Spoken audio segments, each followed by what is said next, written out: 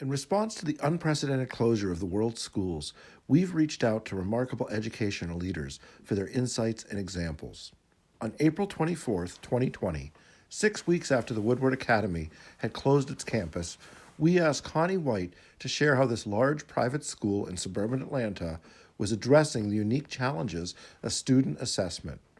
Serving nearly 400 teachers and 2,700 students, Woodward Academy has a history and reputation for competitive academics, so we're quite grateful Connie could share some assessment ideas and resources.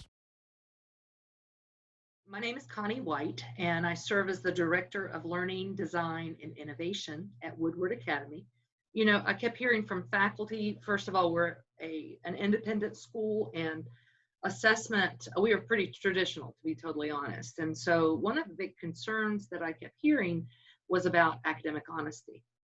And their worries because we have given these comprehensive exams, and of course that's not as, certainly not as effective in this space and during this time. So we've been thinking about alternative assessments and ways to assess student learning that's not as focused on student necessarily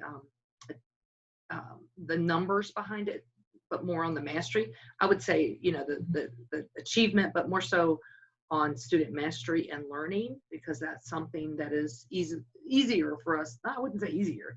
Teachers are having to redesign instruction, but it's more effective because of the concerns. But then as I've gone through and really focused on it, I've realized that it's not so much about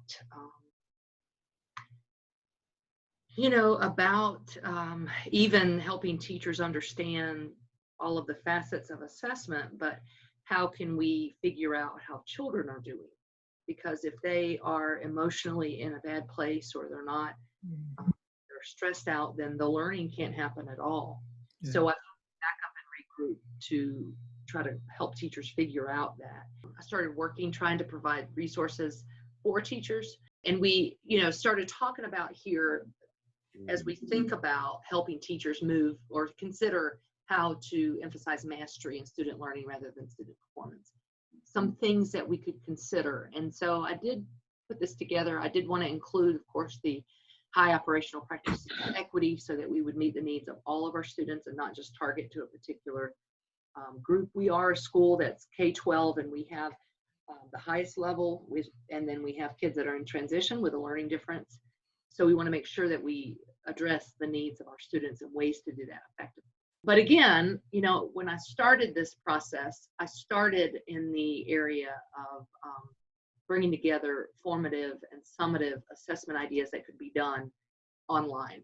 I did include a presentation that I did previously for our school, but just what that looked like, the difference in this to help teachers figure out what that would look like online. So I gave them lots of resources and big picture understanding so that they could take control of this on their own and get ideas. For example, this 56 ways to gather evidence, because they don't want to do the same thing over and over and over.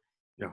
And then summatively to start with, and this is another area that I'm trying to build on, but from where they are, things like constructive response or online journaling are things that they feel comfortable with. So how can we move from there to this area of performance tasks and what that will look like as we create projects for learning. But then, as I said before, my biggest takeaway was the need for, and there's more on each of these pages, diagnostic assessment options so that teachers could really not only determine the learning and how they can move the current their students learning forward, but more importantly, figure out how they're doing emotionally. So some of the tools that we currently have in place, we have Zoom. And so I created a step-by-step, here's how you can do a quick social emotional check-in with Zoom and do not check anonymous so that even though they would share the results with the class, it wouldn't show names.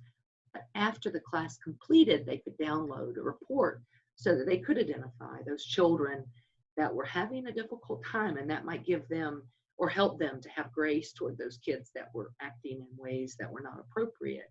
Then they could personally reach out and show that child that they cared and wanted to help. So that's an example of how that can be done using some of the tools that we currently have. Of course, Google Forms is another way, or the PowerSchool, which is our learning management system. There's ways to do quizzes to gather this information, or they can do it publicly, like on Padlet for a mental health check-in. So I tried to link and put together some of the ways that we could gather this information. So that's where I am. Thank you so much, Connie, for sharing these helpful assessment ideas and resources for supporting your school community.